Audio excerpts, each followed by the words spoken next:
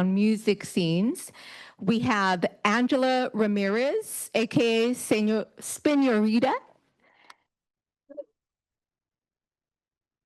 Mark McNeill, also known as DJ Frosty, and TK Sangwand, also known as TK. Our guests are part of the dublab project, and they are going to talk to us today about their project called Deep Roots, which is a collaboration with Metro Arts. All right, thank you. So much. Is this mic on? No. Yeah. Okay. I also want to mention that we have Martha González joining us on Zoom. Woo! Yeah, so I am a DJ at dublab. I'm one of the humanity advisors for this project, and I'm going to pass it over to Mark, who's going to give you a little overview of what Deep Roots and dublab are. Thanks so much. Thanks for being here. Lots of friendly faces, and hi to everybody on Zoom. My name is Mark Frosty McNeill, co-founder of dublab. Dublab, at its core, is a nonprofit internet radio station. We just celebrated 26 years. Started here in Los Angeles. And yeah, I always say it's my first baby. I also have 2 human babies, but dublab is something that came out of a passion for music and musical exploration. And when we founded it in 1999, it was really this sort of boundless space and potential of being able to connect with people over the internet, and knowing that these little micro subcultures of music, it's not really the massive audience, but these sort of scattered, excited, interested people around the world that we could reach out to. It was also rather economical to start. And so we started in an East Hollywood storefront, built a studio. I quit my job like a month after I graduated from college, which didn't make my parents too happy. It was like reverse of what I should have done, but I just felt passionate to start it.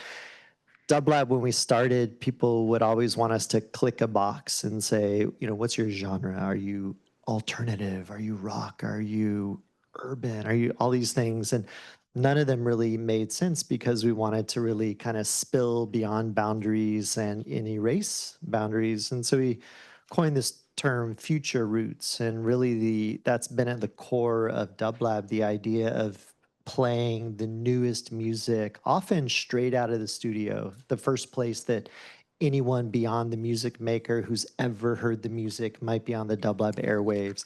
Often the first place that someone has shared their music publicly, from Flying Lotus to Julia Holter and onward, that first kind of space, but then connecting, knowing it's part of a continuum, that nothing is created in a vacuum, and being able to connect it to the larger continuum and the roots of music. And those roots and those spaces, you know, it's beyond genre, beyond borders, beyond era.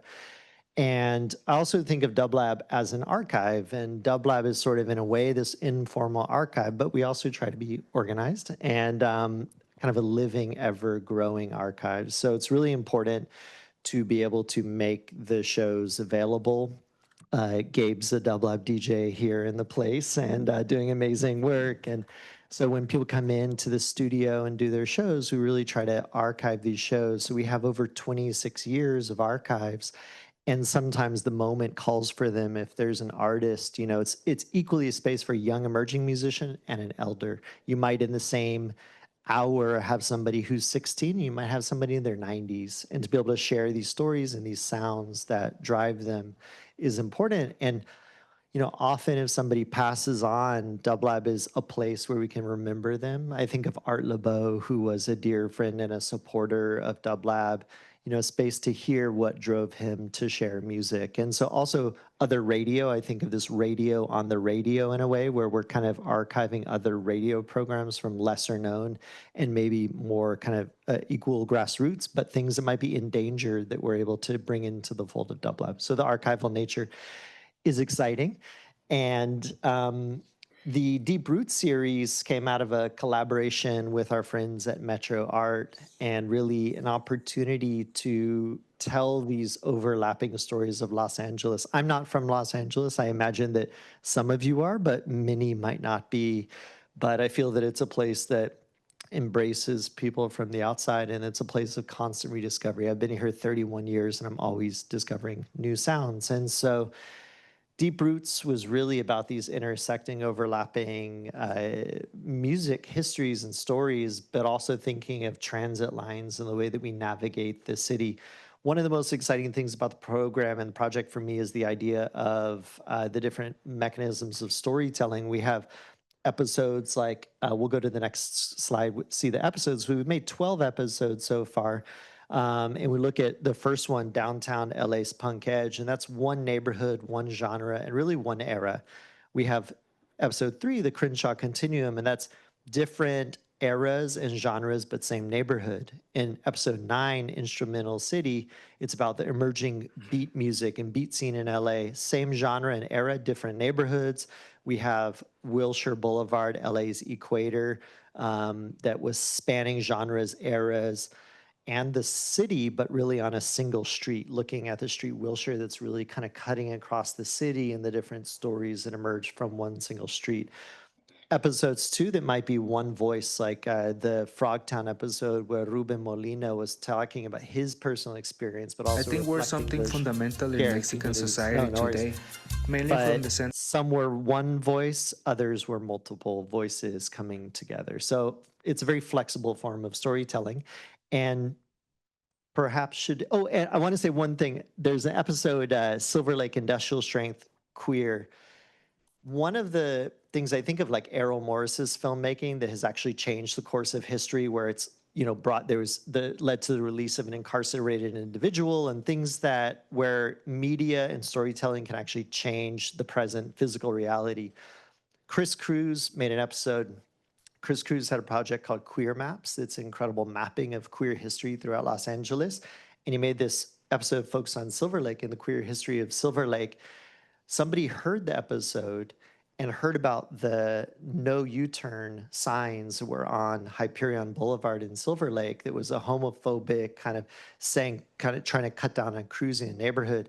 They heard the episode, heard about the signs, and were like, why are those still up? And they protested, called the city, and they were removed directly because of the episode. So it was a moment where radio and storytelling changed the landscape, which was very powerful. So maybe we'll hear a couple little snippets of episodes, starting with this. I think we're something fundamental in Mexican society today, mainly from the center of the country, because all those people, when they came to work in the United States, they felt sad because they couldn't listen to their own rhythm.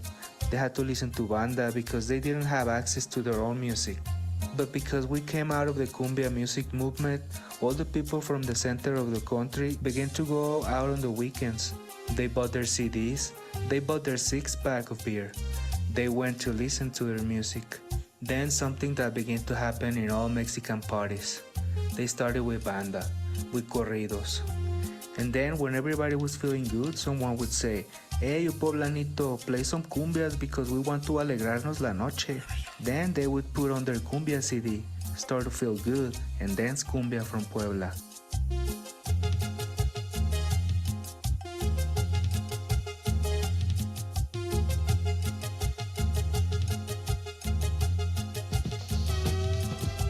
Did you want to say anything, or should I go to the next one? And I want to tell you about. We could check out the next one. So that was Chico Sonido. That was an episode about Cumbia Sonidera, the hub, how it was happening on Broadway in downtown Los Angeles, a community and street that's really changed over time. Also, this is about preserving cultures while they're still there and having these snapshots, and some that have passed, but highlighting through the voices of the people that were in those spaces. And maybe we'll check the next one. I think we're something fundamental. My name is Ava DuVernay, and I want to tell you about one of the best times that I can ever remember being an artist, where I learned to be creative, a place that changed my life. The Good Life was heaven, heaven on Crenshaw. For me, I was a college student. I was at UCLA. You know, I lived for Thursday nights to be able to congregate with, kids like me who wanted to express themselves and in a way that was very deliberate, that was very disciplined, and I found that at the Good Life. It was a health food store and cafe on Crenshaw and Exposition that was a catalyst for what I think is one of the most exciting arts movements that my city has ever seen, and lives on decades after.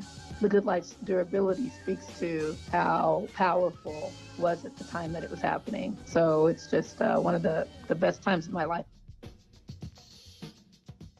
Eva talked about her practice and her process of filmmaking actually was really changed through the limitations of that space, that it was really raw. It was, just a space, but it was a space where people came together to express themselves. And the photographer B+, really talked to her about those limitations within your art form, and she took that on. This is Ava performing. Her group would play at the Good Life Cafe and was really a hub. That was an episode where it's multi-genre and different voices of people, some who are not here anymore, but speaking to the importance of that space. I think we have one more. Yeah. Another important thing is, what is Filipino music? It's not a genre, it's people. Filipino music is people first, right? It's all about unifying the people together through music. From Kulintang to Kundiman to Pinoy rock, Manila sound, Phil Am, turntablism. I feel like the story of Filipinos and Filipino music in Los Angeles is all about being inspired by one another and each other and the works that we all do.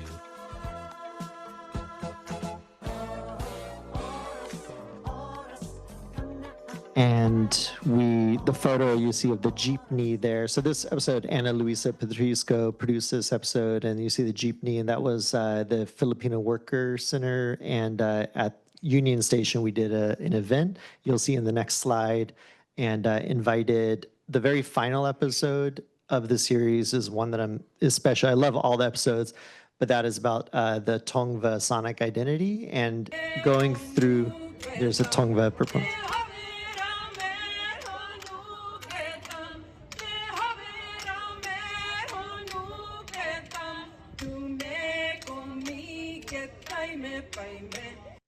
So we were able to bring many sort of the episodes to life at Union Station and share some of these sounds behind these communities. There's Jametta Rose and the Voices of Creation. Jametta was featured on the Crenshaw Continuum. We had Atomic Nancy, who was on the first downtown LA punk scene. She brought all the OG records from the Atomic Cafe jukebox, and we stocked a jukebox with them, and the audience could essentially DJ and play from the jukebox. But again, the final episode, the Tongva episode, we're talking about these ways of navigating the city. People have been navigating the city for a lot longer than the media has been here, a lot longer than we've been here, and being able to share those stories from the first people of Los Angeles was really important. And knowing how music and sound has been a part of that culture and of this landscape for a lot longer. So that was a very beautiful episode. Yeah, but it's been a fun project, and excited for Angela and Martha to dive a little deeper into their episodes as well. Yeah, so we invited Angela and Martha to be a part of this conversation today to talk about their experience producing the episodes, and also just their experience in the actual music cultures that they talk about. But before we get into the conversation, I want to give you a little introduction to both them and their episodes. Oh, here's Spiñorita at the Union Station. These parties were very DIY. Getting there was a mission in itself. You'd call the party line to find out what was going on that night. Plus the flyers, hand-drawn graffiti style with info like the name of the party crew, the DJs, the number to call to get the address, all on bright neon paper to catch your eye. A few bucks were charged at the door. Different crews would be inside battling, showing off their moves on concrete floors, even grass. Local DJs would play records all night while kids danced to everything from house to jungle to hardcore, hard house for the go-go dancers, K-rock classics for the rebels, and drum and bass and hardcore for the groovers.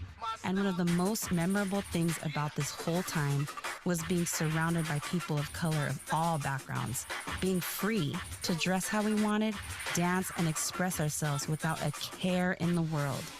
From the dark side.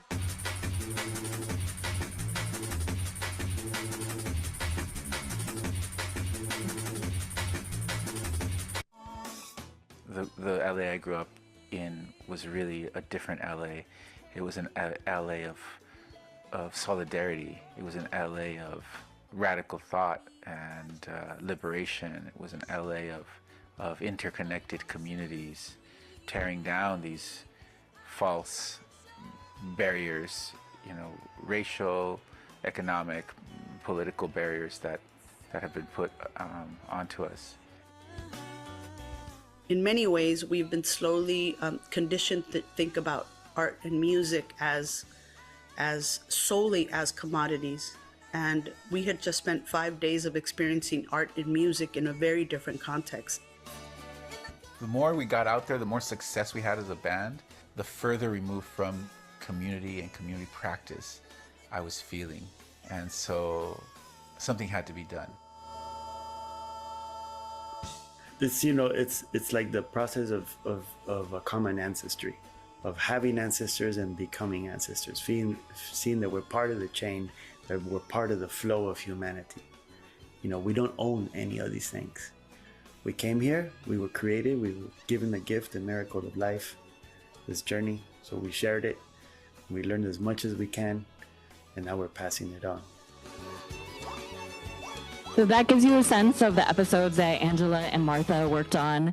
And to kick us off with the conversation, I have a question for both of you. Maybe we can start with you, Martha. What were some of the most memorable moments that came out of working on this episode? Can you hear me? Sorry.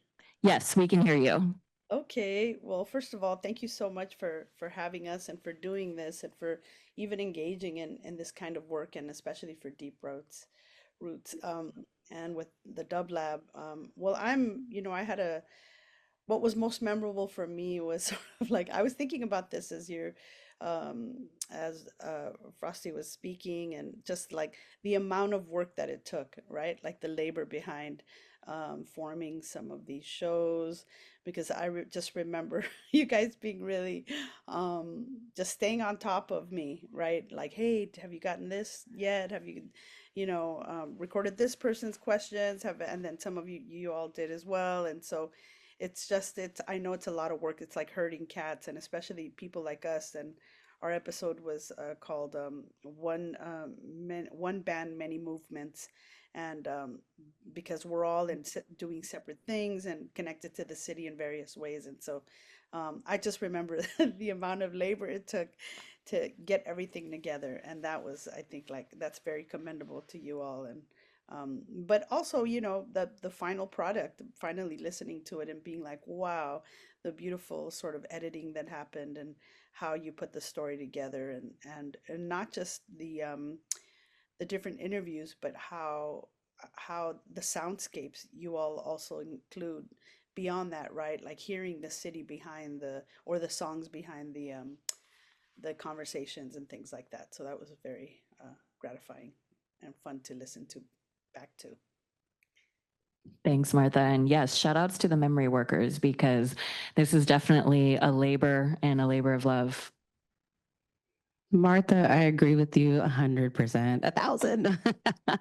Honestly, it was a challenge for me. It really was. Like, I have to shout out my cousin. He helped me produce my episode. I wasn't sure if I was doing it right. I was writing, I was like overthinking it. I kind of was trying to not center myself in it as well, because I'm talking about the SGV, and it's a lot of people involved, and I didn't want to just be my story, because it isn't just my story.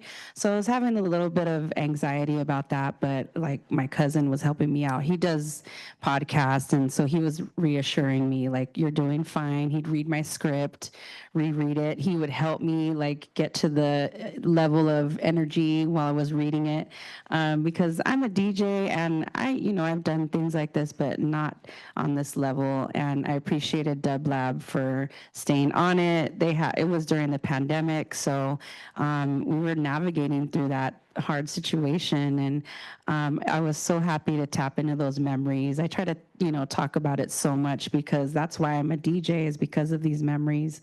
And I got to interview some of my heroes, people that I'm, looked up to as DJs, and would go frequent their, gigs because they were my favorite, guys on the flyers, RAW and Richard Humpty Vision, now Richard Vision. He told me the story of why his name is Humpty, was. But yeah, I got some insight on what the behind the scenes stuff was for them back in that time. And I was just a fan. I was just going as a raver and a groover. Like, these are my heroes. And they were telling, stories of production and remixes and, who they were trying to, impress. And so then now as a DJ, I was looking at it like, oh, I get it, So it was the memories and definitely all the work that went through. And I'm so proud of it. To be honest with you, I was like, I don't know if I could do this, but thank you guys for the opportunity. I really appreciate it. Thank you so much for sharing. I'm curious, as you were going through the process of remembering and putting these stories together, did that process shift your understanding of the past and what you had experienced? It definitely made me think on a deeper level. Like, there's a part in the episode where you talk about like the police presence and Fox News, how they would criminalize the stories of these young people, us that were, partying and throwing parties and ditch parties. So a ditch party is when, instead of going to school, you'd throw a party at your house starting at like 7 a.m. and everyone would go and they'd spend like $3 to get in, and there'd be, just DJs and kids missing school. And so there's this reporter, his name was Tim Blatchford. He was the one that was pretty much always reporting on Fox News about these parties and like I said, like criminalizing or making it look like we were these hoodlums, like just doing bad things, when you think about it, it was like we were building a community that made sense for us. We might not have fit into where we were at. Like me personally, I went to an all-girls Catholic school in La Cañada, California, and I felt that like it was so much wealth there that I didn't really fit in. But I met people outside of that school at other Catholic schools and public schools that were going to dances, and that's where we were. That was like my first rave, and I'm not joking. Like, these dances were like clubs. There were literally thousands of kids. Richard Humpty Vision, who was one of the biggest radio DJs at the time, was DJing for high school kids. It was at Catholic schools. So this was like this. I tell people these stories and they're like, what? Like, in my episode as well, my best friend Sarah, she talks about how her dad dropped her off at the wrong school. So there was Bosco Tech and Don Bosco. So he dropped her off at the wrong school with her friend, and the priest actually dropped them off at the right Bosco. So they knew what they were doing, and it's really cool because I watch other documentaries about other scenes being brought up, and a lot of in high school dances. So it's cool to see that, and yeah, it made me really think of like we were really partying in high school, Catholic school dances, But I'm so grateful for it, for sure. Yeah, that was such a fun story in your episode with the priest. How about you, Martha? In the process, did your understanding of the past shift? Absolutely. I think that I think the beautiful part about what this kind of work is and what you do for folks as radio folks and podcast folks, right? Is to take somebody's story down, and it's a process. Number one, like we mentioned, it's a labor, but as we're recalling these stories or listening to our colleagues, for example, in my episode, we had other band members sort of speak. Sometimes I was there, sometimes I wasn't, but just to kind of hear their perspectives, where they're coming from. Like sometimes, even if we work together, we don't really sit down and hear each other's stories and how they remember. And so it's like, yeah, I think that I realized like, wow, like we're pretty we've been around a long time, number one, and we're a pretty important band in the history of Los Angeles, you know, and I say that in the humblest of way. Like I'm trying to be humble about it, but it is true that in listening down and to everybody's histories, and especially the folks that are in the band now and the people that are being featured in this story, just to know that, like, wow, we're individually and collectively, we've done a lot, and when we come together, we're an important part of the city. You know, it's just kind of, it feels good about what you've lived, and that what you've lived is important and meaningful, right? It brings a lot more meaning to your memories and what you've done in your life. Absolutely. One common theme that I found between your two episodes is how y'all talked about cross-pollination between different music scenes being so fundamental to the community that you found. And I'm curious if either of you experienced, you know, the other music scenes. Like Martha, were you also going to raves? Angela, were you part of the Chicano activist music scene? Because you guys actually both reference eyebrows in Alhambra, even. So SGV as a locus for this music, I thought was also a really cool highlight. It's funny. We knew that Tylana, we met Tylana because she was at Eyebrows, right? And so I remember that's the first time I met her, and she was amazing, right? But of course, so we were playing live a lot, and I know that sometimes at raves they would have bands, but really it was about the DJs, I think. But I had a bunch of friends that would go to raves, right? And all the time. And I think I've went to a couple of raves. And probably I'm older, so I went to also to, I don't know if these are considered raves, but you know, like the crews that had mini trucks, and you know, I don't know if this is the same kind of world, but I went to one rave, but I was kind of altered, so I don't really remember much about it. That sounds true to the experience. Yeah, I was super fortunate to have an older sister who took me to the Arena for my first time. It's a legendary club in Los Angeles. I went when I was 13 years old. So she passed me her ID to get in. And ever since then, I mean, I saw DJ Irene there, and that was like opening up my whole world. I mean, we went to industrial clubs, goth clubs, hip hop. I went to Project Blowed. I'd go to punk shows in Boyle Heights and East LA. We were into ska core. So I had a lot of exposure from music from my family, like from being like a little baby in the backyard parties. That's where it really started for me, was backyard parties. But Eyebrows, on Thursdays, it would turn into a drum and bass night. So Eyebrows was a internet cafe, if anyone remembers that. You had to go to a cafe to go on the internet.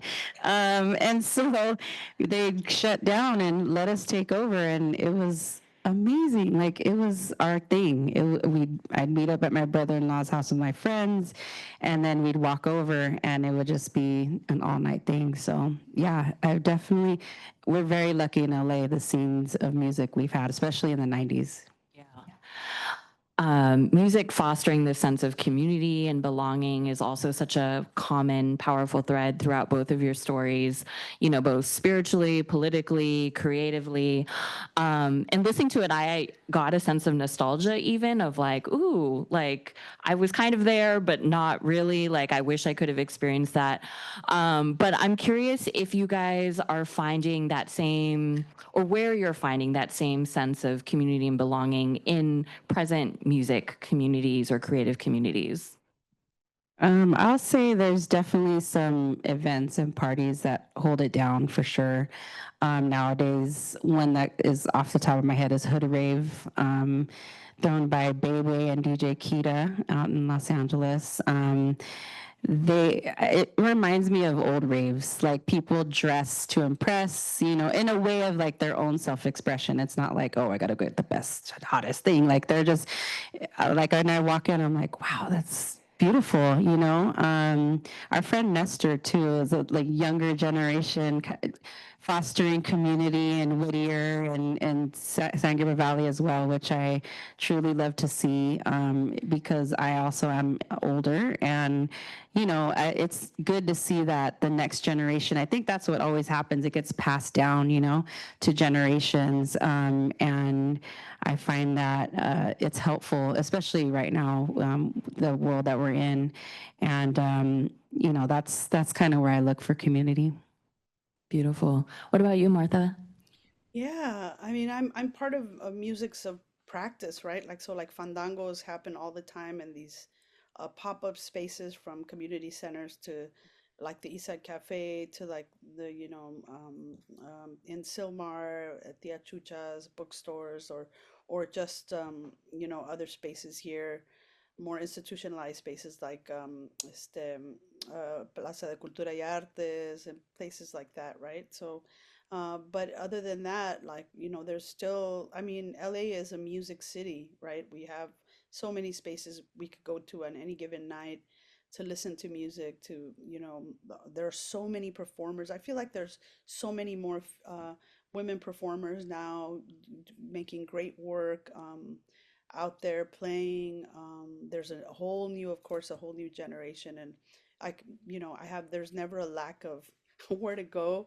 It's more like the time and energy that you have to be able to get out there. I'm definitely at a different age bracket, and so it's like, sometimes I'm in home by like, I'm in bed by like 9:30, so it's kind of tough to, get out there. It takes a lot, but we do it, right? We do it. Sometimes it's like, hell yeah, we got to get out there and see them or support this artist, and things like that. So always, there's the community is still there. It's definitely changed, but it still has the same love and sentiment to gather in and around music. On a related note, I'm going to ask you one more question, and then we'll open it up to Q&A. For people who might just be starting out on exploring the musical landscape of Los Angeles, what sort of tips or recommendations would you have for people to get below the surface of what's happening? Wow, I, go ahead, Go honey. ahead, Martha. Yeah, I'll let you go. Okay. I would say, I feel like that also has to do with age, right? I think it's very interesting. Like there's some folks that, are still sort of communicating back and forth on Facebook, and there are some folks that are communicating back and forth on Instagram, right? So I think those are the two spaces that I find out things about, right? Especially Instagram, and it's interesting. More and more I'm coming to see folks in spaces like these, right? Like either conferences. I hear about artists that I perhaps haven't heard of before because folks are writing about them, and I'm like, oh, that sounds really cool. And then I start following, right? So yeah, I would say in this day and age, I love seeing your presentation, because I hadn't, to see the era of flyers, I think is so cool. And there was a kind of aesthetic and a kind of one-to-one sort of information giving. But like now, I would say that it's probably Instagram and Facebook for me, if I were to tell folks just like go to this person or type in this name and it'll come up, and like the internet and is the place, I would say, and social media to go to first. I would definitely agree with that. I'll add TikTok. I find a lot of good music on TikTok and parties and people and DJs on there. But yeah, social media is now king. It feels like, where to find things. And you could dig a little deeper, listen to the radio, listen to dublab, listen to NTS. I have a show on NTS. Find DJs or music you like and just start following, and start digging a little deeper. Record stores. We have a bunch of good record stores in LA that I just played on Maritime, on Melrose. Melrose is a big part of my 90s life and that whole era of raving. And it's cool to see an actual brick and mortar record store back on Melrose, because that was huge. DMC, Fat Beats, all that stuff. So like Martha said, LA is a music town. And if you want to, go to Hollywood and do the thing, but there's deeper than that. Yeah, you can definitely find it. Always. All right. Do we have any questions from the audience? Do Letty and then Roberto. Okay. Thank you so much for this presentation. And I have a question for Spiñorita. Okay, well, maybe I have two, but you pick one. Pick the one that you want. Okay, so what was one of your main songs that you would put on to like light up the dance floor? Or what's one song that you put on that like bridges the generations? I would say from my groover heart, it would be a song called Dookie Booty by D-Man. Literally, when that song would come on, like all the groovers knew that was our dance floor moment. It was like we were doing the mashed potatoes, like that's what the move looked like. But because it was like rebels, go-go girls, and groovers, and so it was kind of like a battle of who's gonna dance right now. And so when that came on, and like happy hardcore and stuff like that, so Dookie Booty by D-Man, and then a song that bridges, I would say, even though it's not in that style, Never Too Much by Luther Vandross. It reminds me of my family, my brothers. Like I said, backyard parties. That's where I grew up in quinceañeras, weddings when I was little. I was too little to go out, those are the songs that were resonating through our house, and grew up with oldies and stuff. But that song, the first note, everybody knows it. Ding ding ding ding ding. You're like, ah. So that's for me.